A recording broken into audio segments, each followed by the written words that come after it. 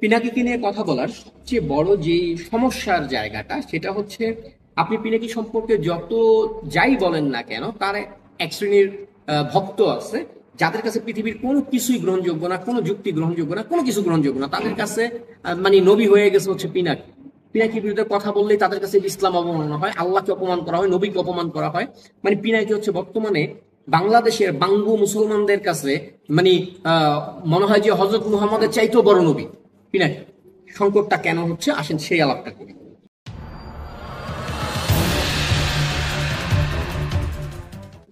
World পপুলেশনের যে রিভিউটা রয়েছে, যেখানে পুরো পৃথিবীতে বিভিন্ন দেশের মানুষের যে মেধা, যে গড়, তার কোন দেশের মানুষের মেধা কতটা, তারা কতটা ইন্টেলেকচুয়াল, তারা কতটা বিচক্ষণ, চিন্তাশীল বা মেধাবী, এটা যেটা তালিকা হয় ওয়ার্ল্ড পপুলেশনের পক্ষ থেকে, সেই তালিকায় বাংলাদেশ সর্বশেষ হচ্ছে। বাংলাদেশের আইকিউ যেটাকে বলা হয় যে মেধার যে পরিমাপ, সেই পরিমাপের মানে যে ইয়েটা আইকিউ।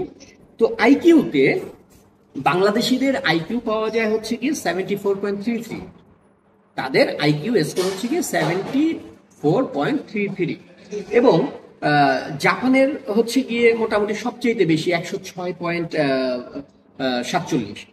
তো বাঙালিদের এই যে আইকিউ বা মেধার যে দৌড়, এটা হচ্ছে গিয়ে প্রায় পৃথিবীর যে 200 দেশের মধ্যে এইটা যাচাই বাছাই করা হয়, পরিমাপ করা হয়।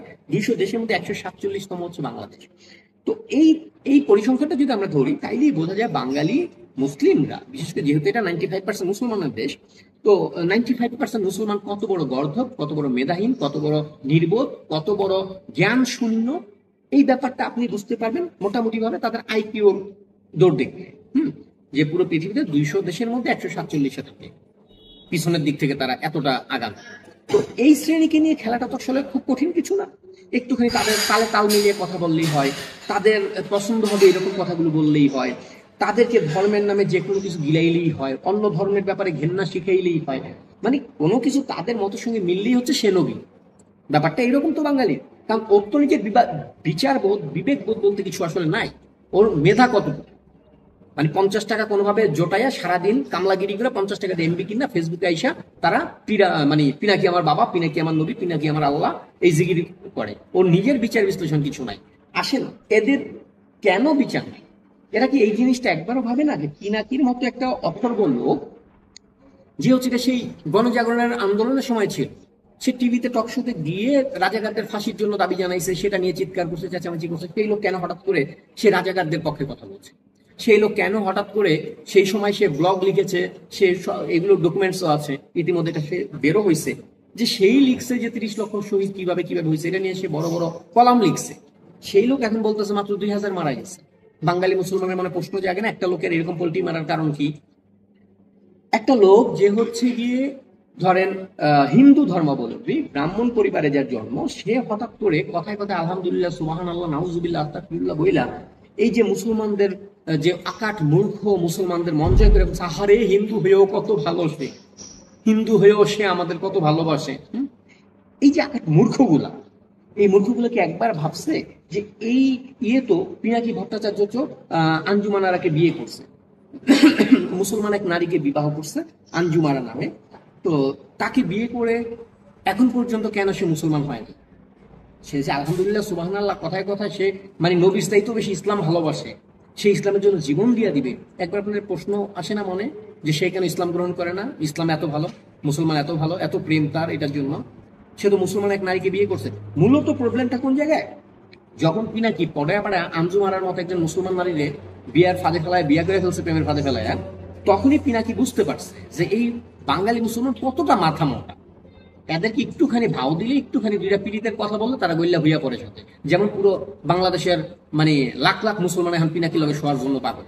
হ্যাঁ, পিনাকি যদি শুইতে কয় হ্যাঁ মায়ের এনে টাইনা হয়ে দেবো পিনাকির লগে, মানে পিনাকি হলো নবীর চাইতে বড়। পিনাকি চাইছে আমার মায়ের, আমি দেবো না মানি। তো এখন বিষয়টা হচ্ছে এই মাথা মোটা গুলাকে নিয়ে তো ব্যবসা করতেছে পিনাকি। তো পিনাকি আসলে কেন করতেছে? পিনাকি কোনো রাজনৈতিক দল আছে না, পিনাকি কেন করতেছে? ও বারবার বলে যে আওয়ামী লীগ সময়ে ও নির্যাতিত, ওর নামে সরকার ইন্টারপোলের কাছে আবেদন করছে ওর গ্রেপ্তারের জন্য, ও দেশের মধ্যে পালায়া পালায়া থাকতো হ্যান ত্যান। তাহলে প্রশ্ন করেন তো পিনাকি কিভাবে ইন্ডিয়ায় গেল সেই সময়? পিনাকি ইন্ডিয়া তো লিগাল ভাবে যায় না, ইলিগালি গেছে। একটা মানুষ যদি তার নামে রেড অ্যালার্ট জারি করা থাকে বাংলাদেশে, তাহলে সে কখনো ইমিগ্রেশন দিয়ে পার হতে পারবে না, কারণ তার পাসপোর্টে তার নামের সঙ্গে রেড ফ্ল্যাগ দেওয়া থাকবে সব ইমিগ্রেশন গুলোতে। ও পার হয়েছে কেন? ও অবৈধভাবে পার হয়েছে, যেটার ভিডিও আপনারা কিছুদিন আগে দেখছেন। তো এই যে অবৈধভাবে ও পার হইলো, এখান থেকে পার হয়ে ও ইন্ডিয়ায় গেল, একজন নাগরিক ভিসা ছাড়া ইন্ডিয়ায় গিয়ে সেখান থেকে অন্য দেশে ট্রাভেল করবার কোনো সুযোগ নাই। আপনি যদি এক দেশের থেকে আরেক দেশে, মানে তৃতীয় কোনো দেশ থেকে অন্য দেশে যেতে চান, আপনাকে মাস্ট ওই দেশে লিগ্যাল এন্ট্রি নিতে হবে। ইন্ডিয়াতে আপনাকে লিগ্যাল ভিসা নিয়ে ঢুকতে হবে, ঢুকে আপনি সেখানে অন্য দেশের জন্য অ্যাপ্লাই করতে পারবেন, অন্য দেশে যেতে পারবেন। পিনাকি কিভাবে গেল? পিনাকির ভ্যালিড কোনো পাসপোর্টই ছিল না, সেটা পিনাকি নিজের মুখের কথা। পিনাকি ইন্ডিয়া যাওয়ার পরে কিভাবে ইন্ডিয়া দ্রুততম সময়ে তাকে মনে করেন ফ্রান্সে পাঠানোর ইয়ে করা হলো, থাইল্যান্ড হয়ে সে ফ্রান্সে চলে গেল। তো এমন কি ম্যাজিক আছে ইন্ডিয়া, এমন কি ক্ষমতা আছে পিনাকির? আজকে যেসব মাথা মোটা গুলা আলহামদুলিল্লাহ সুবহানাল্লাহ শুই না, একজন হিন্দু ধর্মাবলম্বী তার কথার সঙ্গে নাচতেছেন, তাকে পীর মানতেছেন, নবী মানতেছেন, কিন্তু আপনারা কি এইটুকু বুঝতেছেন না? এই পিনাকি ছোটবেলা থেকে বড় হয়েছে মালাউন গালি শুই না, এই পিনাকি ছোটবেলা থেকে বড় হয়েছে মানে ইন্ডিয়ান দালাল গালি শুই না। এই পিনাকি কেন হঠাৎ করে বাঙালি যে মেধাহীন নির্বোধ, মনে করেন এতিমখানায় বড় হওয়া ছাগল পাগল টাইপের, হ্যাঁ, যারা জীবনে দুইটা বই পড়ে নাই, যাদের কোনো চিন্তা শক্তি তৈরি হয় না, এই শ্রেণীকে নিয়ে কেন খেলতেছে? কেন তাদেরকে লেলায় দিচ্ছে? কেন তাদের নবী হয়ে উঠছে? পিনাকি আজকে যা যা করতেছে এগুলা প্রত্যেকটা বেনিফিশিয়ার হচ্ছে ইন্ডিয়া, এটার প্রত্যেকটা লাভবান ইন্ডিয়া।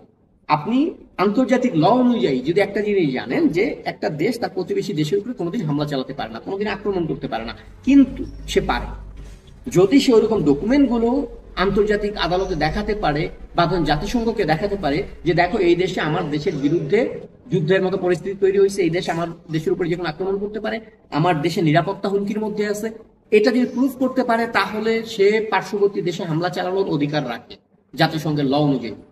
অতএব পিনাকি আপনাদেরকে দিয়া এই যে ইন্ডিয়া বিরোধী যে বিশাল বয়ান দেওয়াচ্ছে, আপনাদেরকে উস্কাই দিচ্ছে, আপনাদেরকে আগুন দেওয়াচ্ছে, আপনাদেরকে যা যা করাচ্ছে, এই পুরো জিনিসটা ক্যাশ করতেছে ইন্ডিয়া।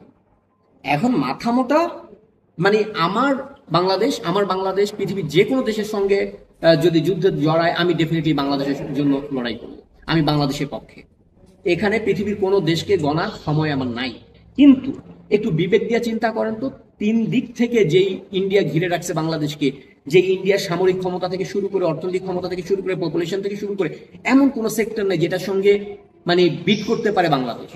শুধু গলাবাজি করেন না, আল্লাহ আবাবিল পাখি পাঠাইবো না পাথর দিয়া, হ্যাঁ, আল্লাহ গজব পাঠাইবো না।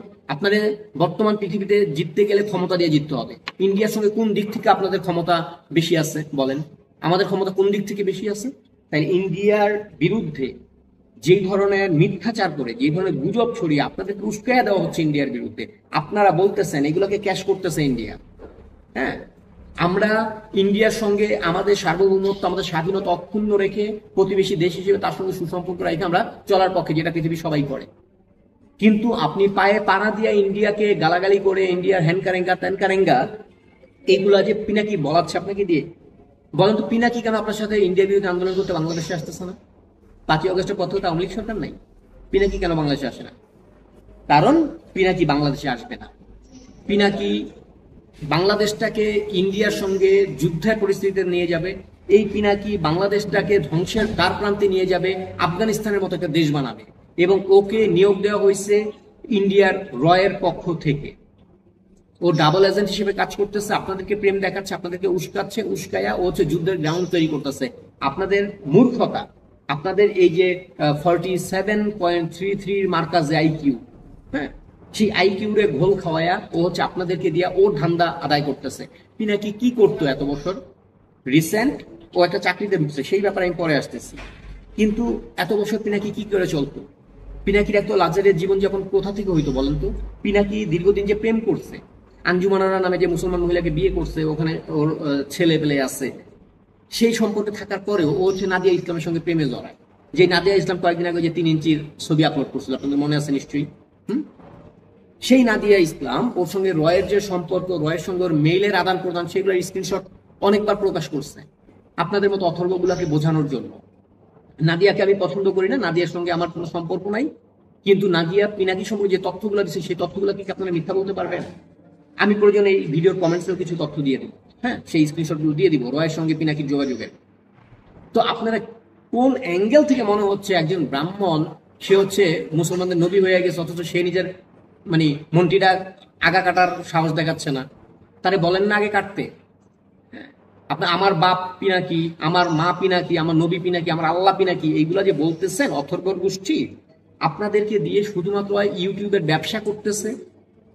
এবং রয়ের কাছ থেকে মোটা অঙ্কের টাকা নিয়ে আপনাদেরকে এমন একটা জায়গায় নিতেছে যাতে আপনাদের এই অপকর্ম দিয়া, আপনাদের মব দিয়া, আপনাদের ভারত বিরোধ দিয়া ও যাতে বাংলাদেশের উপরে হামলা করার গ্রাউন্ডটা তৈরি করে দিতে পারে ইন্ডিয়াকে। ইন্ডিয়া যখন হামলা করবে তখন এইগুলা ডকুমেন্ট হিসেবে থাকবে। এবং পিনাকি রয়ের এজেন্ট এটা নাদিয়া প্রমাণ সহকারে বারবার বলেছে। এখন আপনারা এই ব্যাপারটা নিয়ে কোনো মানে আপনাদের মধ্যে এই ব্যাপারটা বিবেকে কাজ করে না যে এই লোক কেন এগুলা করতেছে বিদেশে বসে। সর্বশেষ ধরেন পিনাকির ব্যাপারে আরেকটা বলি আপনাকে, যে পিনাকি সবসময় বলে যে মুসলমানদের পক্ষে থেকে সে হচ্ছে গিয়ে বয়কট করো, ওই যে কি বলে ইসরায়েল, ইসরায়েল বয়কট করো, ইসরায়েল বয়কট করো, ভারত বয়কট করো। তো এই যে ইসরায়েল বয়কট করো গানটা গায়, আপনাদের বিবেকে কি একবার মানে এটা আসছে যে 2023-এর মার্চ মাস থেকে পিনাকির বক্তব্য অনুযায়ী ও লরিয়েল নামে একটা কোম্পানিতে চাকরি করতেছে ফ্রান্সে। তো লরিয়েল কাদের? লরিয়েল হচ্ছে পৃথিবীর বেশিরভাগ মুসলমান দেশগুলো বয়কট করছে যারা হচ্ছে গাজায় যে হামলা সেটা ইসরায়েলের অর্থায়ন করার কারণে, ইসরায়েলের পক্ষের, এবং ইসরায়েলি একটা প্রতিষ্ঠান হচ্ছে লরিয়েল। তো আপনাদের নবীজি কেন ইহুদিদের একটা প্রতিষ্ঠানে চাকরি করতেছে 2023 থেকে? একটু বিবেক খাটান, শুধু গালাগালি করেন না, কারণ এই আকামটা কইরা আপনারা নিজের পায়ে কুড়াল মারতেছেন। একজন ব্রাহ্মণ আপনাদেরকে বানরের মতো নাচাচ্ছে।